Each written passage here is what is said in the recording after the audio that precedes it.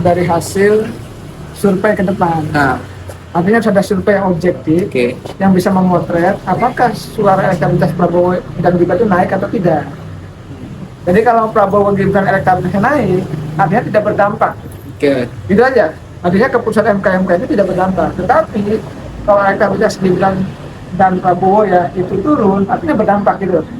Itu indikator nyata dampak daripada keputusan MK itu. Kalau dari analisa pengamat sendiri Bang, itu kan bisa aja sama aja kan kayak pencalonannya itu kan ya cacat lah ya, meskipun tidak membatalkan. Nah itu bakal efektif gak sih digunain lawan politiknya buat? Nah, yang dilakukan oleh lawan politik mendelegitimasi apa namanya kasus di MK.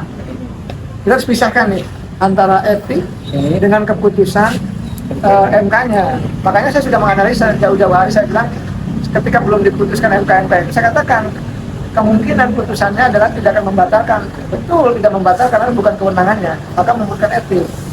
Memang yang jadi masalah tadi, lawan politik akan menggoreng, mendelegitimasi soal persoalan kenapa kok hakimnya tidak beretik, tetapi memutuskan perkara yang kemarin diputuskan, artinya perkara 90.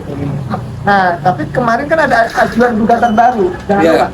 Ada ajuan gugatan baru perkara 141 yang dilakukan oleh mahasiswa. Nah, saya melihat itu ya biar berproses, biar berjalan. Persoalannya ini waktu sudah mepet, tanggal 13 sudah penetapan, tanggal 14 sudah pengundian. Artinya kalau gugatan baru itu tidak diputuskan sekarang, artinya kan nanti, artinya sudah terlambat. Saya melihat sih kelihatannya ada banyak jadwal MK, kemungkinan saya lihat hari ini tim kuasa dari mahasiswa perkara 141 itu mengajukan revisi. Tapi apakah nanti ada sidang lagi dari MK, saya lihat minggu depan sih sudah terlambat karena sudah ditetapkan tanggal 13. Saya dengar dari hakimnya di sidang tanggal Rabu yang lalu itu adalah hari Selasa baru akan diproses. Artinya saya melihat bahwa tadi lawan politik akan menuduh mendelegitimasi itu. Tetapi kita gini, saya termasuk yang tidak sepakat dengan keputusan MK. Tetapi ketika sudah diputuskan, itu sudah menurut keputusan MK. Ada dissenting opinion, ada conjuringnya, itu boleh.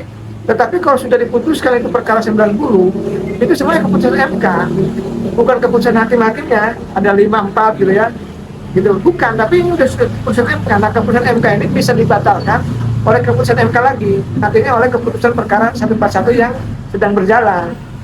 Cuma gugatannya salah satunya adalah bahwa calon capres-cawapres itu paling tidak gubernur itu tuh yang dilakukan oleh mahasiswa ungu itu.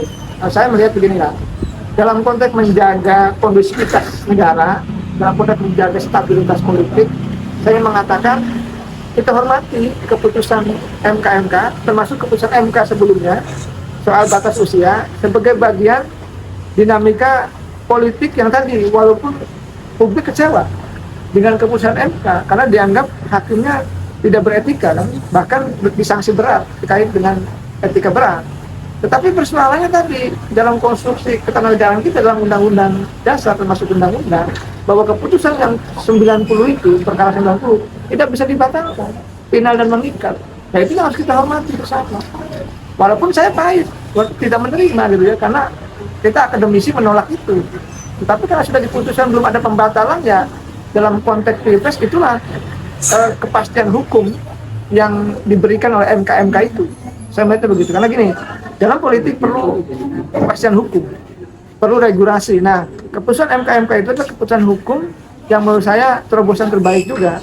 Paling tidak, ya kita harus berpikir positif bahwa itu adalah bagian untuk menyelesaikan, mengembalikan marwah MK yang sempat terpuruk.